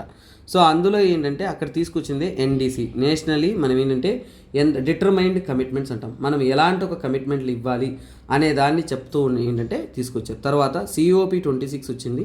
అది ఏంటంటే 2021లో వచ్చింది. సో దీంట్లో ఏం చెప్పారంటే గ్లాస్గో కాన్ఫరెన్స్ అంటారు. ఈ గ్లాస్గో కాన్ఫరెన్స్ ఎందుకు ఇంపార్టెంట్ అంటే నెట్ జీరో టార్గెట్స్. ఈ NDC ఇక్కడ కొత్త వయసులో తెచ్చారు కదా, దానికి నెట్ జీరో టార్గెట్స్ని మనం ఒప్పుకోవాలి. ఇంతకాలంలోగా మేము నెట్ జీరో తెస్తాము, గ్లోబల్ గ్రీన్ హౌస్ గ్యాస్ ఎమిషన్ని తగ్గిస్తాము అనేది. నెట్ జీరో టార్గెట్స్ అనేది 2070 మేము సాధిస్తామనేది గ్లాస్గోలో ఏంటంటే ఇండియా కమిట్మెంట్ ఇస్తారు. చూడండి, ఎన్డీసీ తెచ్చిన తర్వాత ప్రపంచవ్యాప్తంగా ఉంటున్న దేశాలు అనేది కమిట్మెంట్ ఇస్తున్నప్పుడు నెట్ జీరోని మేము 2070 అంతా సాధిస్తామనేది ఇండియా కమిట్మెంట్ ఏ కాన్ఫరెన్స్లో ఇచ్చిందంటే COP26 గ్లాస్గో కాన్ఫరెన్స్. అందుకే ఇది చాలా చాలా చాలా చాలా ఇంపార్టెంట్. అలాగే ఈ గ్లాస్గోలోనే మనం ఏంటంటే ఫేజ్ డౌన్ ఆఫ్ కోల్, అంటే కోల్ అనేది మన మేజర్ ఎనర్జీ ఇన్పుట్గా ఉంది, దాన్ని మనం ఫేజ్ డౌన్ చేస్తాము అనేది చెప్పున్నాను అనమాట. ఇలా ఇండియాతో పాటు ఇంకో 41 దేశాలు కూడా కమిట్మెంట్ ఇచ్చాయి. మిగతా దేశాలు ముందుగా కూడా కమిట్మెంట్ ఇచ్చాయి. సో ఇండియాకి గ్లాస్గో ఇంపార్టెంట్, ఎందుకంటే మనం కమిట్మెంట్ ఇచ్చాం కాబట్టి. ఇవండి జరుగుతున్న ఇంపార్టెంట్ కాన్ఫరెన్సెస్, వాటి యొక్క ముఖ్యత్వాలు అన్నీ కూడా. సో అలాంటి దాంట్లో ఏంటంటే ఇప్పుడు గ్లోబల్ స్టేక్ని చూడండి, ఇక్కడ గ్లోబల్ స్టేక్ని మనం ఇంప్లిమెంట్ చేయాలి. సో అందరూ కూడా కలెక్టివ్ రెస్పాన్సిబిలిటీ తీసుకురావాలి అనే దాన్నే ఇప్పుడు నెక్స్ట్ రానున్న సో కాల్డ్ కాన్ఫరెన్స్ ఏదైతే COP28 ఉందో, COP28కి నమూనాలాగా వీళ్ళు తీసుకొచ్చారనమాట. సో దానికోసం ఏంటంటే టెక్నికల్ డిస్కషన్ అనేది తీసుకొచ్చారు. టెక్నికల్ డిస్కషన్స్ అంటే ఏంటంటే ఈ యొక్క గ్లోబల్ స్టాక్ టేక్ అనేది ఇప్పుడు కాదు, మళ్ళీ మీకు న్యూస్ అనేది డిసెంబర్లో చాలా డీటెయిల్గా వస్తుంది. సో అక్కడ కూడా మీరు చదువుకోవచ్చు. కాబట్టి డోంట్ బ్రష్ యువర్ బ్రెయిన్. చూడండి, ఎక్కువగా టెన్షన్ పడవద్దు, ఎందుకంటే ఒక విషయం మళ్ళీ మీకు అవుట్పుట్గా వస్తున్నప్పుడు అంటే అక్కడ మరింత డీటెయిల్గా వస్తుంది.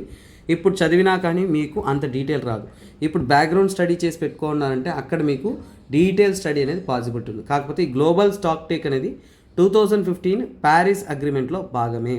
ప్యారిస్ అగ్రిమెంట్లో వాళ్ళు చెప్పుంటారు ఈ గ్లోబల్ స్టాక్ టేక్ అనేది తీసుకోవాలంటే అందరూ కూడా కలిసి ఎంత మాత్రం మనం రిడ్యూస్ చేస్తున్నాం అనేది చదవాలి. సో ఈ గ్లోబల్ స్టాక్ టేక్ అనేది ఎలా స్టడీ చేస్తారంటే 5 ఇయర్స్కి ఒకసారి, 5 ఇయర్స్ వన్స్ అనేది స్టార్ట్ చేస్తారు. 2023లో స్టార్ట్ అవుతుంది, అంటే ఈ ఇయర్లో స్టార్ట్ అవుతుంది. కాబట్టి ఖచ్చితంగా డిసెంబర్ కానీ నవంబర్లో ఈ న్యూస్ అనేది హల్చల్ రేపుతుంది. అప్పుడు మనం ఇంకా మరింత డీటెయిల్ అనేది స్టడీ చేసుకోవచ్చు అనమాట. అలాగే ఏంటంటే వీరు మిగతా వాటి గురించి కూడా డిస్కస్ చేశారు. టెక్నికల్ డిస్కషన్స్లో ఏంటంటే ముఖ్యంగా loss and damage fund. So loss and damage fund అన్నప్పుడు మీకు ప్రిలిమ్స్ పాయింట్ ఆఫ్ వ్యూలో ఒకటి గుర్తు రావాలి. దాన్ని ఏమంటే శాంటియాగో నెట్వర్క్ అంటారు. దాన్ని శాంటియాగో నెట్వర్క్ అంటారు. ఈ శాంటియాగో నెట్వర్క్ అనేది దేని గురించి మాట్లాడుతుందంటే ఈ యొక్క క్లైమేట్ చేంజ్ వాటి వల్ల జరుగుతున్న లాస్ అండ్ డ్యామేజ్ ఏదైతే ఉంటుందో వాటిని మిటిగేట్ చేయడానికి ఉంటున్న ఫండ్స్. అలాగే యూరోపియన్ యూనియన్ రిచ్ కంట్రీస్ ఏవైతే ఉన్నాయో వారు కూడా క్లైమేట్ పూలింగ్, అంటే ఈ ఫండ్స్ అంతా కూడా మేము తీసుకురావాలి అనేది చెప్పారు. అలాగే EU అనేది అంటే యూరోపియన్ యూనియన్ కూడా ఏం చెప్పున్నా అంటే వీటిని మనం త్వరగా అడాప్ట్ చేసుకోవాలి, ఎందుకంటే this is a dire need of every situation. అంటే ఇప్పుడుంటున్న ఎవ్రీ క్లైమేట్ చేంజ్ సిచ్యువేషన్ మనం మిటిగేట్ చేయడానికి ఇది చాలా ఇంపార్టెంట్ అయిన నిర్ణయం, కాబట్టి చాలా జాగ్రత్తగా తీసుకోవాలనేది వాళ్ళు క్లియర్గానే స్టేట్ చేశారు.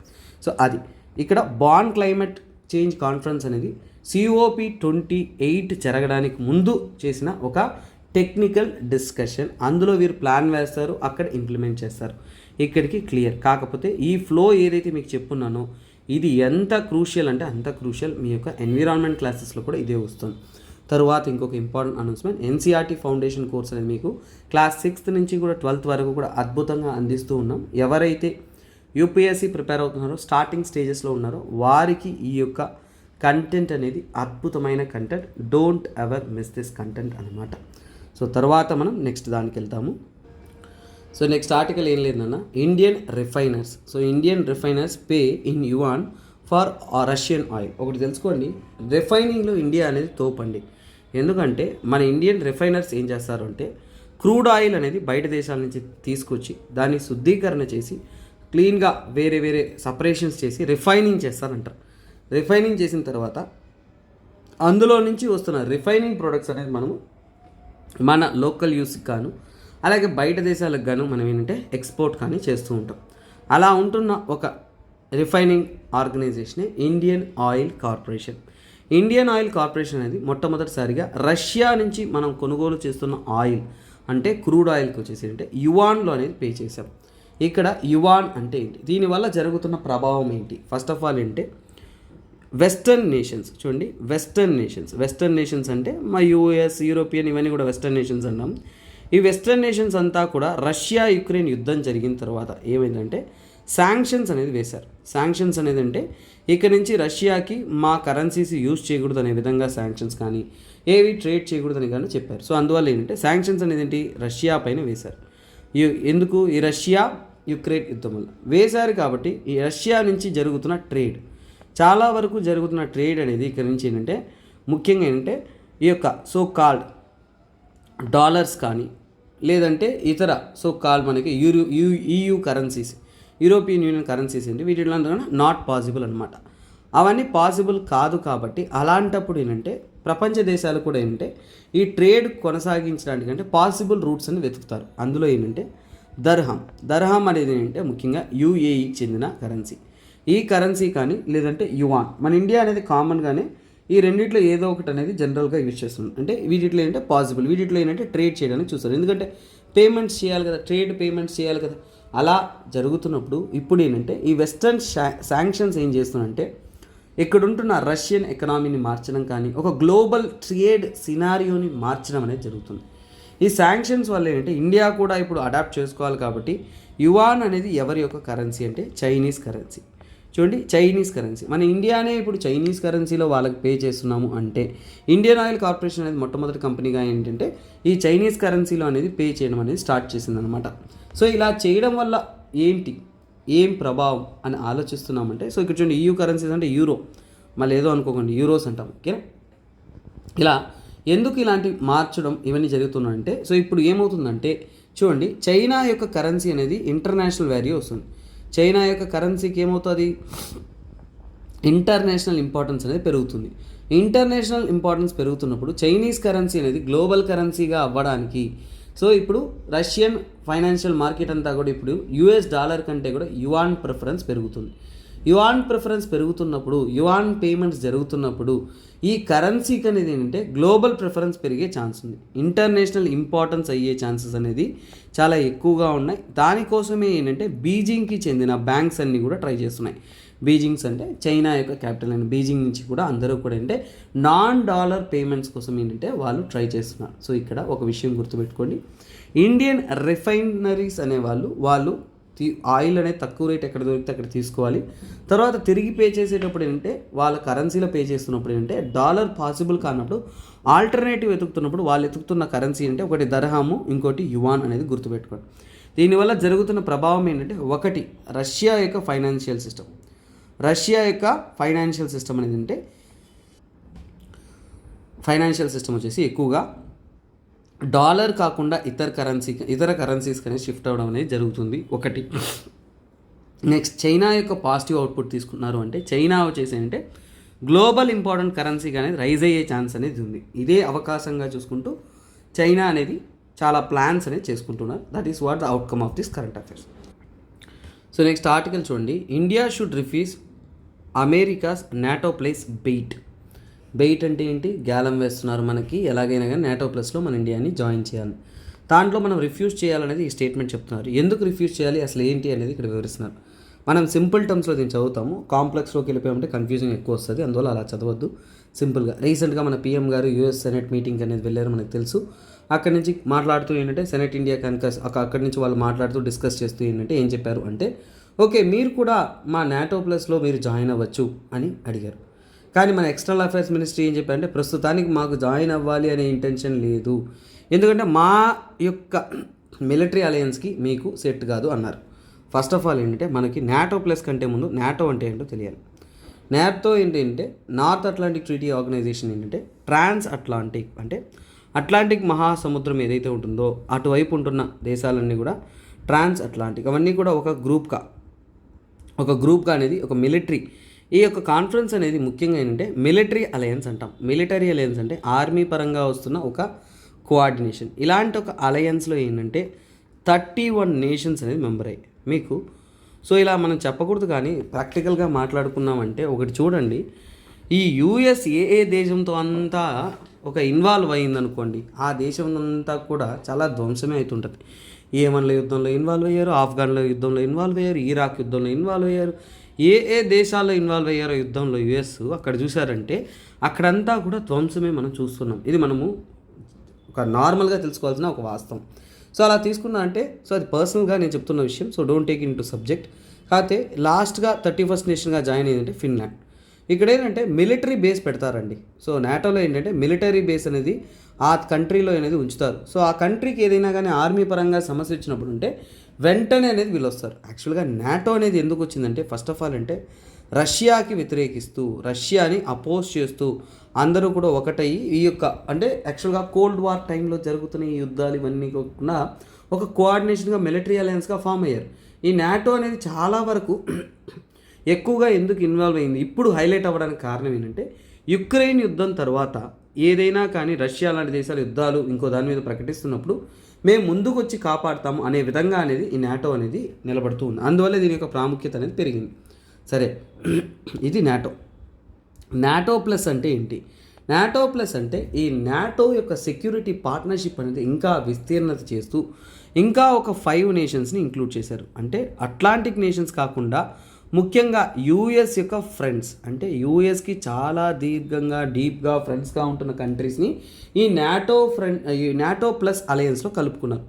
అలా ఉంటున్నవి ఏంటంటే ఆస్ట్రేలియా, తర్వాత న్యూజిలాండ్. చూడండి, ఆస్ట్రేలియా, న్యూజిలాండ్, ఇంకా ఇతర కంట్రీస్ ముఖ్యంగా ఏంటంటే జపాన్ కానీ ఏవైతే మనకి యూఎస్తో చాలా క్లోజ్ ఫ్రెండ్లీగా ఉన్నారో వారిని ఈ నాటో ప్లస్ గ్రూప్లో అనేది యాడ్ చేసుకున్నారన్నమాట. సౌత్ కొరియా ఇప్పుడు వాళ్ళందరినీ కూడా ఫ్రెండ్షిప్గా తీసుకుంటూ కౌంటరింగ్ అంటే చైనాని కౌంటర్ చేయడానికి, రష్యాని కౌంటర్ చేయడానికి వీళ్ళు రెడీ అవుతూ ఉన్నారు.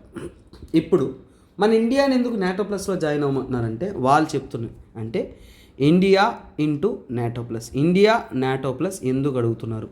ఇండియా నాటో ప్లస్లో జాయిన్ అవ్వమనేది ఒకే కారణం ఏంటంటే, సో ఇక్కడ రీజన్ ఏంటంటే చైనాని ఫైట్ చేయడానికి, అంటే చైనా నుంచి మనకి ప్రాబ్లమ్స్ ఉన్నాయి, చైనాని మనం కాన్ఫరెంట్ చేయడానికి, చైనాని ఎదిరించడానికి ఇది మీకు ఎప్పుడు కూడా మేము ఫ్రెండ్గా ఉంటాము. ఆల్రెడీ 5 మా ఫ్రెండ్స్ని కలుపుకున్నాము, మీరు మా ఫ్రెండ్స్గా ఉన్నారంటే మన ఇద్దరు యొక్క ఎనిమి ఒకరైపోతారు అనే విధంగా ఫైట్ చేయడానికి అనేది వాళ్ళు ఒక వైడర్ కోఆర్డినేషన్కి అనేది చెప్తున్నారు అన్నమాట. ఇక్కడ చైనాని స్ట్రాటజిక్ రైవలరీ మనకి ఎప్పటి నుంచో ఉంది కదా, బార్డర్ డిస్ప్యూట్స్ ఉన్నాయి కదా, అవన్నీ కూడా మన బార్డర్ని సెక్యూర్ చేసుకుని వీటన్నిటికీ కూడా బెటర్ అని చెప్తున్నారు. సో ఇక్కడ ఒకవేళ ఇండియా నాటో ప్లస్లో ఉంటే గెయిన్స్ ఏంటి, మనకు వస్తున్న లాభాలు ఏంటి, అంటే బెనిఫిట్స్ ఏంటి? ఇండియా నాటో ప్లస్లో ఉందంటే మనకు వచ్చే బెనిఫిట్స్ ఏంటి, ఏమైనా మంచి మేలు ఏదైనా ఉందా అంటే చూడండి, మనకి సెక్యూరిటీ అనేది పెరుగుతుంది. అంటే ముఖ్యంగా అంటే నాటో సెక్యూరిటీలో మనం యాడ్ అవుతాం. అంటే సెక్యూరిటీ అంబ్రెల్లా అంటాం. సెక్యూరిటీ అంబ్రెల్లా అంటే ఒకే గొడుగు కింద, అంటే ఇప్పుడు నాటో ప్లస్ నాటో కంట్రీస్ ఏవైతే కానీ దేనికైనా కానీ సమస్య వచ్చిందంటే యూఎస్ కానీ ఇతర దేశాలంతా కూడా ఒకటిగా అనేది వస్తుంది అన్నమాట.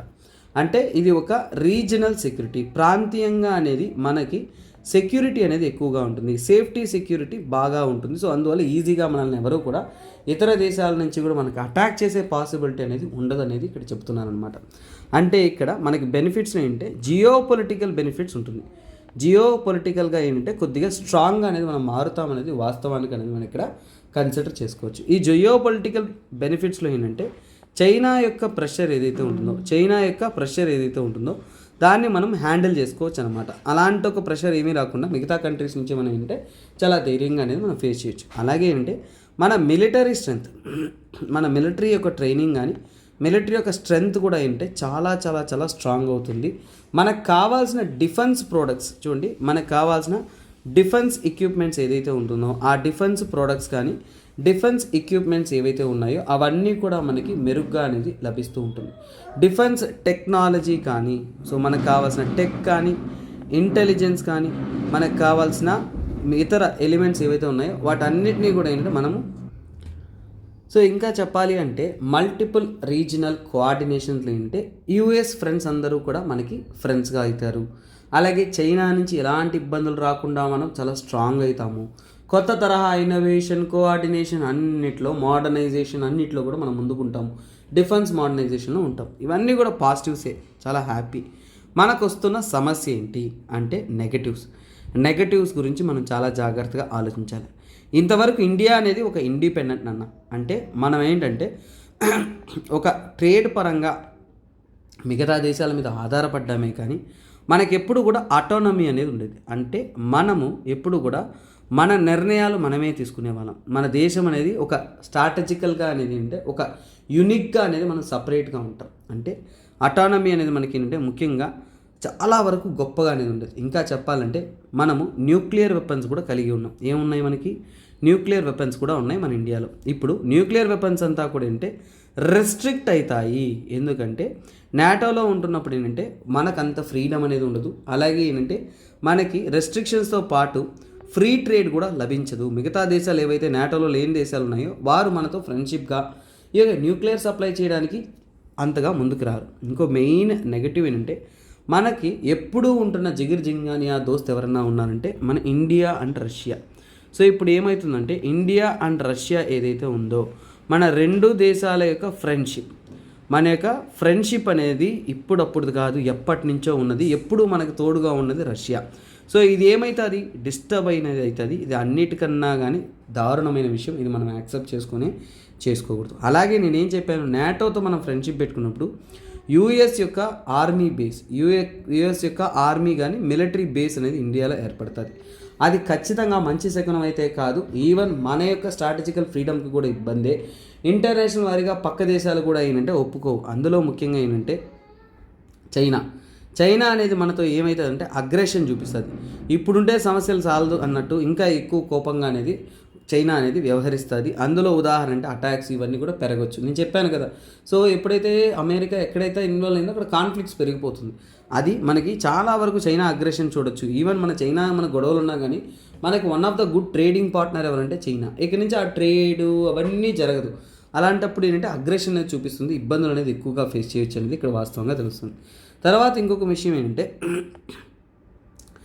Dragging India into conflicts. అంటే డ్రాగింగ్ ఇండియా ఇంటూ కాన్ఫ్లిక్ట్స్ అంటే వాళ్ళ గొడవల్లోకి మనల్ని లాగేస్తారన్నమాట. నాటోలో జరుగుతున్న ఇతర గొడవలన్నిటికీ కూడా మనల్ని లాగేసుకుంటూ ఉంటారు. తర్వాత ఇలా లాగేసుకుంటూ ఉన్నా అంటే ఇండియా యొక్క ఫ్రీడమ్ ఉంటుందా? ఇండియాస్ ఇన్ ఫ్రీడమ్, ఇండియా యొక్క ఫ్రీడమ్ ఆఫ్ యాక్షన్, ఇండియా యొక్క ఫ్రీడమ్ ఫర్ ఎగ్జాంపుల్ కొన్ని నిర్ణయాలు తీసుకోవడానికి ఇండియాకి అంటూ ఏంటంటే డెసిషన్స్ అనేది ఉంటుంది. సో ఆ డెసిషన్స్ అంతా కూడా లేకుండా మనం ఏంటంటే వాళ్ళు గొడవకి వెళ్తున్నప్పుడు మనం కూడా వెళ్ళాల్సి వస్తుంది. ఇలాంటి సమస్యలు మనం పోయి ఇరుక్కోవడం అనేది ఒక కామన్ టర్మ్గా ఉంటుంది. ఇది పెద్ద సమస్యగానే చెప్తున్నారు. That is what we need to overcome over this issue. So అలాగే ఇక్కడ చూడండి, మీకోసం అద్భుతమైన యూపీఎస్సీ ఇన్ఫినిటీ ఆప్షన్స్ అనేది అందిస్తున్నాం.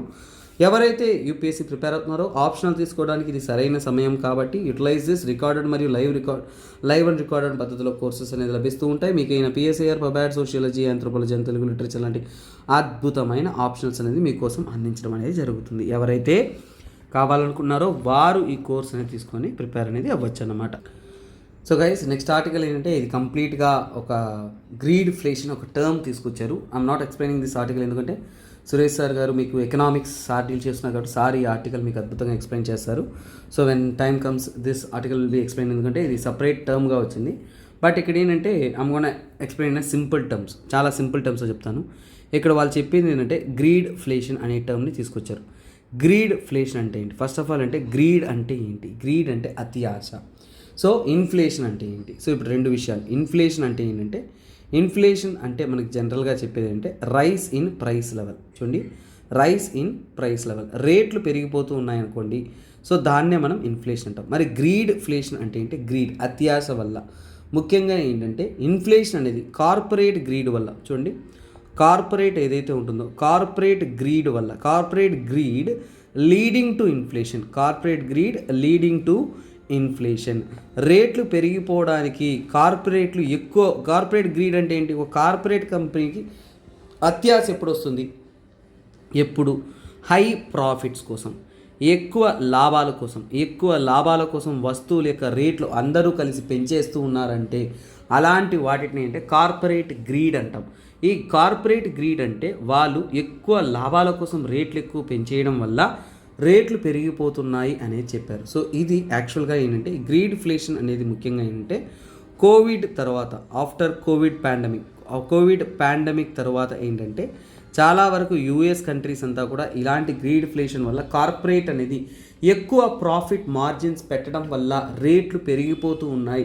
దీనివల్ల ఎకనామీ అనేది సఫర్ అవుతుంది అనేది క్లియర్గా అనేది చెప్తున్నారు. సో దీన్నే మనం ఏమంటామంటే ప్రైస్ హైక్స్ అంటాం. రేట్లు పెంచేయడం. దీన్నే మనము మన ఎకనామిక్ టర్మ్స్లో ఏంటంటే ప్రాఫిటీరింగ్ అంటారు. ప్రాఫిటీరింగ్ అంటారు. ఎక్కువగా లాభాల కోసమే పరుగులు తీయడం. ఇలా ప్రాఫిట్ మేకింగ్ మెంటాలిటీ ఉంటున్నప్పుడు ఇలా పెరుగుతుందన్నారు. కాకపోతే ఎకనామిస్ట్ అంతా ఏం చెప్తున్నారు అంటే లేదండి, అది ఎలా సాధ్యమవుతుంది, ఇక్కడ కన్జ్యూమర్ అనేది ఒక రోల్ ప్లే చేస్తారు. కన్జ్యూమర్ దగ్గర మనీ లేకుంటే ఖచ్చితంగా పే చేయలేడు కదా. సో అంటే కన్జ్యూమర్ వచ్చేసి ఏంటంటే మనీ ఉండాలి. కన్జ్యూమరే ఒక మెయిన్ కారణం. కార్పొరేట్ గ్రీడ్ కన్నా కానీ కన్జ్యూమరే ముఖ్యమైన ప్లే అనేది చేస్తారు. ఎందుకంటే ఈ ఆర్గ్యుమెంట్లో చెబుతున్నానంటే కన్జ్యూమర్ యొక్క అవసరాలను బట్టి లేదంటే కన్జ్యూమర్ దగ్గర ఉంటున్న డబ్బును బట్టి ఏంటంటే ఈ యొక్క రోల్ అనేది ప్లే చేస్తుంది. Not just only greedflation. అంటే ఒక మార్కెట్లో ఒక ప్రోడక్ట్ ధర పెరగడానికి కార్పొరేషన్ ఒకటి కారణం కాదు, కన్జ్యూమర్ కూడా ఒక కారణం. కన్జ్యూమర్ని బట్టే ఉంటుందన్నారు. ఇంకా ఏం చెప్పారు అంటే దీనికి కారణం యూఎస్లో ఏం జరిగిందంటే వాళ్ళంతా కూడా ఎక్స్పాన్షనరీ మానిటరీ పాలసీ ఏం తీసుకొచ్చారు, ఎక్స్పాన్షనరీ మానిటరీ పాలసీ తీసుకొచ్చారు. ఈ ఎక్స్పాన్షనరీ మానిటరీ పాలసీలో ఏం చెప్తారు అంటే ఇక్కడ ఆటోమేటిక్గా ఏంటంటే మనీ సప్లై ఇంక్రీజ్ చేస్తారు. ఏమంటే ఇది మనీ సప్లై అంటే ప్రజల్లోకి మనీ సప్లైని మనం ఇంక్రీజ్ చేసాము అంటే అందరి చేతుల్లో డబ్బులు ఎక్కువగా ఉంటాయి. డబ్బులు ఎక్కువగా ఉంటున్నప్పుడు ఏంటంటే ఇక్కడ ఏమవుతుందంటే డిమాండ్ పుల్ ఇన్ఫ్లేషన్. సో ఇక్కడ ఏమవుతుంది, డిమాండ్ పుల్ ఇన్ఫ్లేషన్ అనేది స్టార్ట్ అవుతుంది. సో ఈ డిమాండ్ పుల్ ఇన్ఫ్లేషన్ వల్లనే ఇక్కడ ఉంటున్న రేట్లు అనేది పెరిగాయి, ప్రైజింగ్ అనేది హైక్ అయ్యింది అనేది వాళ్ళు చెప్పడం అనేది జరుగుతుందన్నమాట. సో దీని వలనే ఏంటంటే ఇక్కడ జరిగిన ఈ యొక్క సో కాల్డ్ ఇన్ఫ్లేషన్ గ్రీడ్ఫ్లేషన్ కాదు అనేది ఆర్గ్యుమెంట్స్ కొందరు ఆర్గ్యూ అనేది చేస్తున్నారు. సో అలాగే this is what the arguments discussed in this article. ముఖ్యంగా ఏంటంటే గ్రీడ్ఫ్లేషన్ అనే ఒక టర్మ్ కోసమే ఈ కంటెంట్ నేను ఇంక్లూడ్ చేశాను. That is what. So okay guys, so ఈ రోజు యొక్క ఇంట్రెస్టింగ్ ఎలిమెంట్స్ అంతా కూడా మనం చూసాము. సో అలాగే ఇక్కడ చూడండి, ఇది సింపుల్ ఆర్టికల్ ఏం లేదు. ఆర్బీఐ రీసెంట్ రిపోర్ట్స్లో ఏంటంటే 2,000 రూపాయల కాగితాలు అనేది వాళ్ళు డిమానిటైజ్ చేశారు, మనకు తెలిసిందే. సో అవంతా కూడా సుమారుగా 76% ఆఫ్ ద 2000 నోట్స్ అనేది సర్క్యులేషన్స్లో ఉన్న నోట్స్ అంతా కూడా వాళ్ళకు రిటర్న్ వచ్చేసాయి అనేది రిపోర్ట్లో అనేది చెప్పున్నారు. That is what the general report you need to understand. అంతకుమించి ఏమి దీన్ని డీటెయిల్గా స్టడీ చేయడం అంత ఫ్యాక్ట్స్ మనకు అక్కర్లేదు. This is what a simple terms you need to remember. ఎందుకంటే ఇక్కడ చూడండి, బ్యాంక్ నోట్ సర్క్యులేషన్స్ అనేది May 19, 2033లో ఏంటంటే సర్క్యులేషన్ నుంచి స్టాప్ చేయడం జరిగింది. సో అందువల్ల ఏంటంటే మ్యాక్సిమం మెంబర్స్ అనేది రిటర్న్ కూడా చేశారు. 76% రిటర్న్ అయిపోయింది అనేది ఇక్కడ ఆర్బీఐ స్టేట్మెంట్ రిపోర్ట్ అనేది ఇవ్వడం జరిగింది. So okay guys, we can wind up the session. So wind up చేయడానికి ముందు యూపీఎస్సీ ప్రిలిమ్స్ ఇన్ఫినిటీ కోర్సుని మనం అందిస్తున్నాం. ఎవరైతే ప్రిలిమ్స్ కోసం ప్రత్యేకంగా కోర్స్ కావాలన్నారో వారికి 30,000 రూపీస్ ఫీజు ఛార్జ్ చేయడం జరుగుతుంది.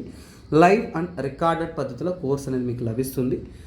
ఈ యొక్క కోర్స్ జాయిన్ అవ్వాలనుకున్నారు, సో జాయిన్ అవ్వచ్చు. అలాగే చూడండి, ఈరోజు యొక్క క్వశ్చన్ చూడండి, which of the following best describes the concept of greedflation. ఇక్కడ ఇచ్చిన కాన్సెప్ట్స్లో ఏది గ్రీడ్ఫ్లేషన్ని డిస్క్రైబ్ చేస్తుంది అనేది మీరు చెప్పాలన్నమాట. This is what guys. So ఇలాంటి ఇంట్రెస్టింగ్ ఆర్టికల్స్, ఇలాంటి హిందూ, ఇలాంటి మల్టిపుల్ ఎలిమెంట్స్ అనేది రెగ్యులర్గా మనం చూస్తూ వస్తామండి. So keep watching, keep supporting, keep answering. First of all questions ఇవ్వగానే మీరు ఏంటంటే పార్టిసిపేట్ చేయండి. మీ యొక్క పార్టిసిపేషన్ అనేది బెటర్ రిజల్ట్స్ ఇస్తుంది. You will learn more and more and more. So don't ignore, don't become lazy, be active, be participate.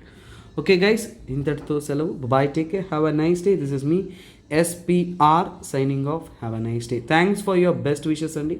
Me wishes వల్లనే quick recovery కూడా అవుతున్నాను. సో యూ కెన్ బెటర్, ఇంకా కూడా క్వాలిటీ కంటెంట్ మనం ఫర్దర్గా అనేది ప్రొలాంగ్ చేసుకుంటూ డీటెయిల్గా అనేది తీసుకొస్తూ వద్దాం. ఇంకా నెక్స్ట్ క్లాసెస్ అంతా కూడా మనము కంటెంట్ అనేది క్వాలిటీగా అనేది ఇంతే క్వాలిటీతో, ఇంకా అద్భుతమైన క్వాలిటీతో ఇంట్రెస్టింగ్ ఎలిమెంట్స్ ఏమన్నా ఉన్నా కానీ చూస్తూ వస్తాం. అలాగే ఏంటంటే ఇంకా కొన్ని విషయాలు ప్లాన్ చేస్తున్నాను. సో ఏమన్నా ఉంటే కూడా నేను I will update, keep updating, keep following. Bye, take care, have a nice day.